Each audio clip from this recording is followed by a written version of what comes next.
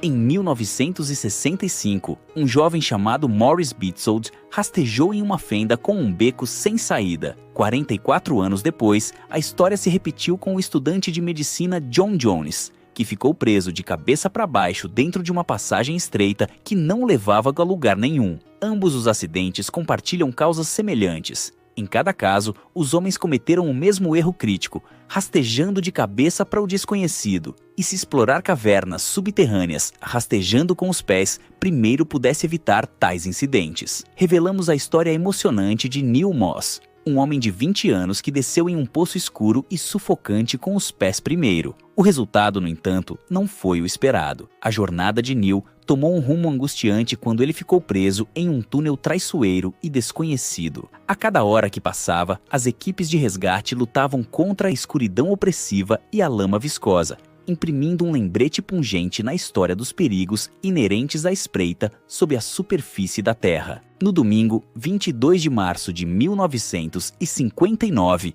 um grupo de 8 espeleólogos embarcou em uma expedição ousada para Peak Cavern, uma caverna renomada com vista para Castleton, em Derbyshire, Inglaterra. Entre eles estava Oscar Hackett Neil Moss, um estudante de filosofia de 20 anos no Balliol College, Oxford, conhecido por sua paixão pela exploração. Ele estava acompanhado por membros da British Speleological Association, compartilhando a excitação da aventura. O objetivo deles era mergulhar em uma passagem localizada a aproximadamente meia milha da entrada da caverna, expandindo os limites do sistema conhecido e investigar uma fissura descoberta 2 semanas antes em uma câmara lateral. O acesso à caverna apresentou seu próprio conjunto de desafios, descendo cerca de 1000 pés abaixo do solo através de um labirinto de cavernas secretas. Ao entrar, os exploradores confrontaram a formidável seção Mucky Duck, navegando por um túnel apertado e úmido que, principalmente após chuvas,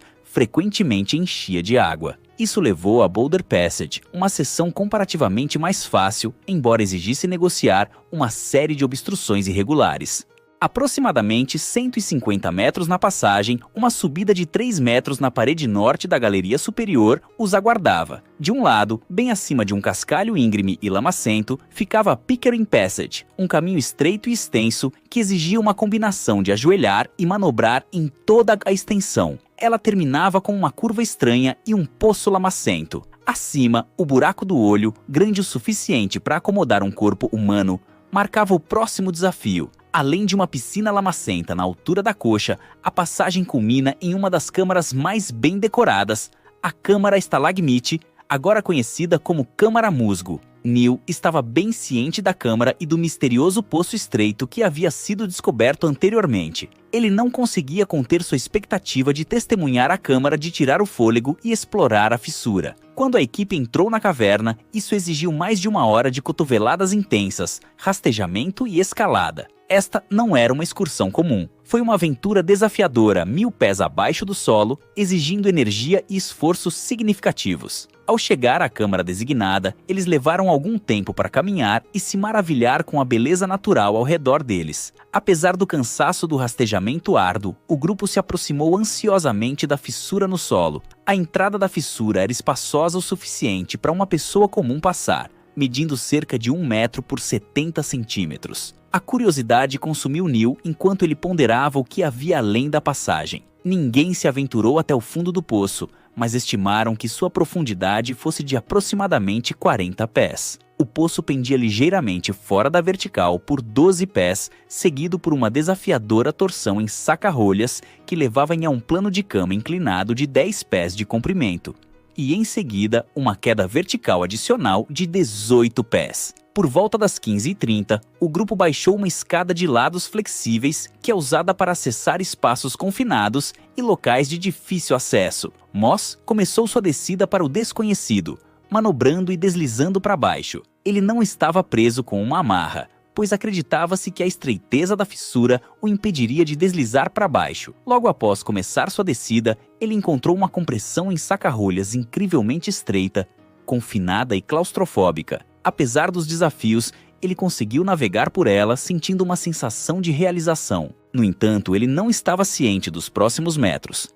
Durante sua descida, ele manteve comunicação constante com a equipe, assegurando-lhes que tudo estava ocorrendo conforme o planejado. Após negociar com sucesso a torção em saca-rolhas, Moss obteve acesso ao restante do poço. Conforme ele continuou sua descida, ele começou a sentir irregularidades em seu pé. Inicialmente, ele pode ter acreditado que poderia manobrar em volta delas, como fez na seção do saca-rolhas. Depois de algum tempo tentando progredir, ele finalmente percebeu que uma pedra estava obstruindo seu caminho. Entendendo que não conseguiria desalojar a pedra e manobrar dentro do espaço confinado, ele tomou a difícil decisão de subir de volta. Infelizmente, Moss se viu incapaz de levantar os pés o suficiente para subir a escada. Ele ficou preso em uma fenda elíptica de apenas 18 polegadas de largura e gritou para os outros por ajuda. A fenda era um pouco mais larga do que um laptop de 15 polegadas. Apesar dos esforços para levantar Neil alguns metros puxando a escada, ela ficou presa entre a superfície da caverna e o corpo de Moss. Seus gritos de socorro ecoaram das profundezas do buraco enquanto ele se encontrava preso,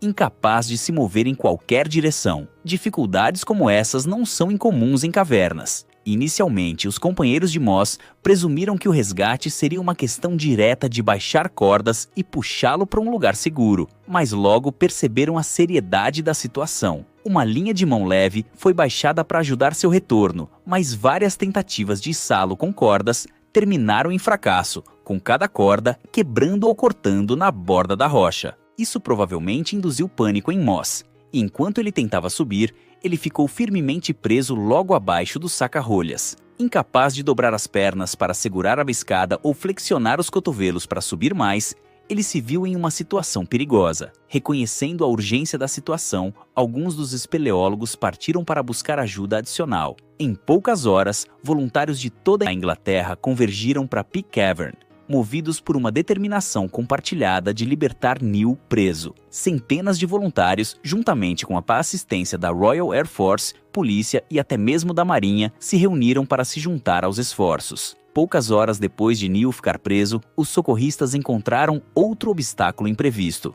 A essa altura, a atmosfera no poço havia se tornado severamente poluída, com o corpo de Moss cortando o fluxo de ar. Sua desorientação se tornou evidente e seu comportamento se tornou cada vez mais irracional. Testemunhas o descreveram como menos cooperativo, aparentemente despreocupado com a gravidade de sua situação, e até mesmo sugerindo a outros que saíssem e fizessem uma refeição. Espeleólogos experientes foram enviados para o poço para alcançar Neil Moss, mas um por um, eles foram forçados a recuar pelo ar tóxico. 3 dos voluntários perderam a consciência ao tentar a descida. Finalmente, o 4º voluntário, Ron Peters, conseguiu prender uma corda ao redor do peito de Moss. Ao começar a puxar, eles perceberam que isso só piorava suas dificuldades respiratórias. Notícias sobre sua situação se espalharam rapidamente pelas vilas próximas. Espeleólogos experientes, renomados por sua bravura e desenvoltura, apressaram-se para Peak Cavern. Armados com cordas, máscaras de oxigênio e macas improvisadas,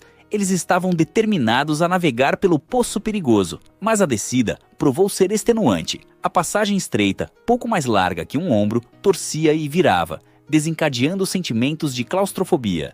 O ar, contaminado com as exalações de Neil, agrediu seus pulmões e turvou sua visão. Um por um, eles emergiram derrotados, ofegantes por ar fresco, seus olhos avermelhados e ardendo. A Força Aérea Real transportou cilindros de oxigênio e equipamentos especializados para o local. Quando uma entrega de tanques de oxigênio chegou às 12h30, a Vitarine via a esperança de que isso reanimaria Moss e facilitaria seu resgate. Embora a qualidade do ar tenha melhorado marginalmente, ela permaneceu insuficiente. Foi decidido continuar bombeando oxigênio durante a noite, com planos de enviar um espeleólogo ágil e experiente, capaz de navegar pelo poço estreito logo pela manhã. Nas primeiras horas do segundo dia, June Bailey, de 18 anos, chegou, determinada a descer às profundezas. Ela propôs quebrar as clavículas de Moss, se necessário, para libertar seus ombros e criar espaço suficiente para puxá-lo para fora. No entanto, até mesmo os esforços do lendário Bailey e de outros voluntários foram frustrados pelos vapores nocivos.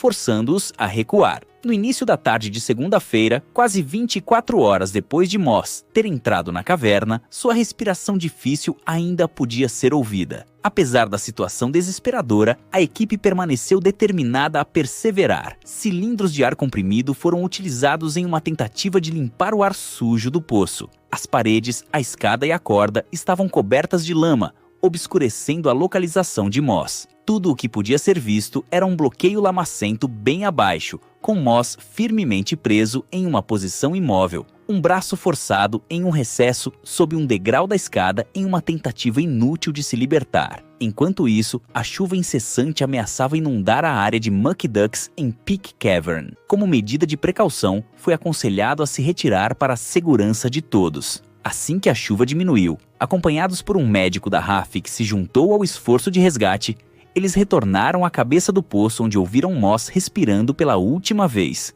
Mas desta vez não havia som algum. Neil Moss foi declarado morto na terça-feira, 24 de março de 1959. O Dr. Hookid descreveu a experiência como a primeira e única vez que ele declarou a morte sem realmente ver o paciente. Durante toda a provação, o pai de Moss, Eric Moss, esperou na entrada do túnel. Foi ele quem pediu que o corpo do filho fosse deixado no local antes que qualquer outra pessoa arriscasse a vida. Ao contrário da crença popular, a parte inferior do poço foi selada com pedras soltas coletadas do chão da câmara, não com concreto, como frequentemente relatado. A câmara outrora bem decorada que abrigava o pequeno poço eventualmente se tornou o local de descanso final de Neil Moss. A história de Neil Moss capturou a atenção mundial, fazendo manchetes em jornais por toda a América, Austrália e Reino Unido. Hoje, a câmara de estalagmite é chamada de Câmara de Musgo, em memória do corajoso jovem espeleólogo que tragicamente perdeu a vida.